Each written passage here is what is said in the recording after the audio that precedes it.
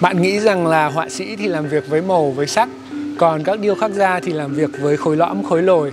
Vậy điều gì sẽ xảy ra khi các điêu khắc gia dùng bút, cọ, màu để mà tô vẽ lên các tác phẩm của mình? Trong điêu khắc, sáng tối, đậm nhạt, màu sắc được hiểu như thế nào? Hãy cùng tôi đi qua một số ví dụ để bàn bạc kỹ hơn về điều này.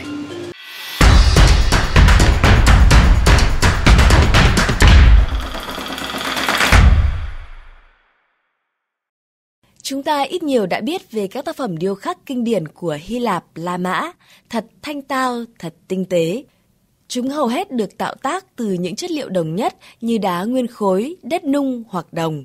Những tác phẩm này lấy vẻ đẹp từ hình khối, hay nói rõ hơn là từ việc ánh sáng chiếu rọi lên hình. Điêu khắc Hy Lạp, La Mã đã tạo ra chuẩn mực thẩm mỹ cho nghệ thuật điêu khắc phục hưng, điêu khắc hiện đại và đương đại sau này. Sắc độ trong điêu khắc từ đó được hiểu là do các diện khác nhau của khối sẽ nhận được lượng sáng khác nhau mà trở nên đậm nhạt khác nhau. Các điêu khắc gia về sau này ít sử dụng màu trong tác phẩm vì màu không gây hiệu quả tốt về khối. Không chỉ ảnh hưởng tới các tác phẩm thế hệ sau trong ngành điêu khắc, quan niệm thẩm mỹ của những bức tượng không màu thời kỳ Hy Lạp, La Mã còn ảnh hưởng tới kiến trúc, trang phục, thiết kế và nhiều mặt khác của đời sống con người ngày nay.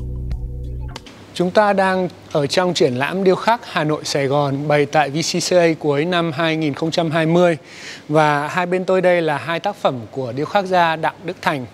Hai tác phẩm này tạc lại những cái phần trích đoạn rất là cụ thể trên cơ thể con người. Một tác phẩm bằng đá xám, một tác phẩm bằng đá sáng màu hơn. Tôi chọn đây là hai ví dụ đầu tiên vì chúng ta thấy rõ được cái cách mà khối nhận sáng tương tác với nguồn sáng để mà tạo ra những đậm nhạt rất là rõ rệt. Tác phẩm được làm từ nguyên một khối đá, có nghĩa là màu sắc tự thân của tác phẩm là tương đối giống nhau trên tất cả các góc cạnh.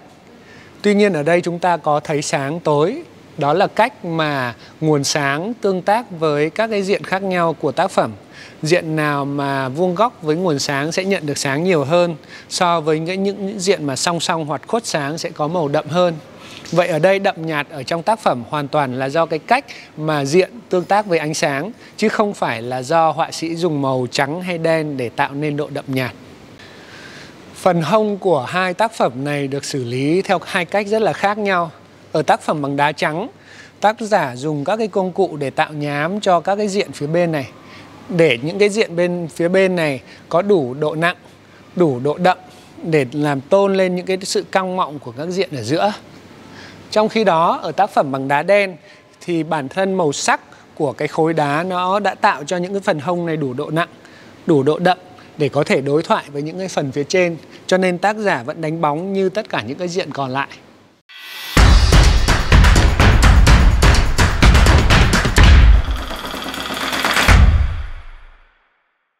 Các tác phẩm của điêu khắc gia Hoàng Mai Thiệp thì cũng làm việc trên chất liệu đá và chúng ta thấy anh ta cũng sử dụng những cái thủ pháp tương tự để tạo nên độ chênh về màu khác nhau của cùng một vật liệu. Trong tác phẩm Quà của biển, điêu khắc gia Hoàng Mai Thiệp có hai phần xử lý bề mặt khác nhau. Phần dưới này tác giả dùng thủ pháp đánh nhám và những cái phần nhám đấy nó phản xạ lại nguồn sáng tốt hơn so với phần đánh bóng ở phía trên. Và như vậy chúng ta cảm thấy là tác phẩm có hai phần màu sắc khác nhau mặc dù đây là cùng một vật liệu. Còn đây là tác phẩm Quà của biển. Vâng, vẫn là Quà của biển. Thì việc xử lý bề mặt được diễn ra ở cái góc độ khác. Phần giữa của tác phẩm được đánh bóng ít hơn. Hai phần đầu của tác phẩm được đánh bóng nhiều hơn. Và vì vậy phần giữa phản xạ ánh sáng tốt hơn, làm chúng ta có cảm giác là hai phần đầu được tô đậm. Nhưng không phải. Đây hoàn toàn là do cách bề mặt phản xạ lại ánh sáng. Chứ toàn bộ tác phẩm này được làm ở trên một cái khối đá đồng nhất. Vậy là đã hết 5 phút của ngày hôm nay, nhưng những điều chúng tôi muốn nói xung quanh chủ đề màu sắc trong điêu khắc thì vẫn còn nhiều. Xin hẹn gặp lại các bạn trong kỳ sau của chương trình 5 phút dành cho nghệ thuật. Xuất bản có thể vào sáng thứ 3, thứ 7 hàng tuần.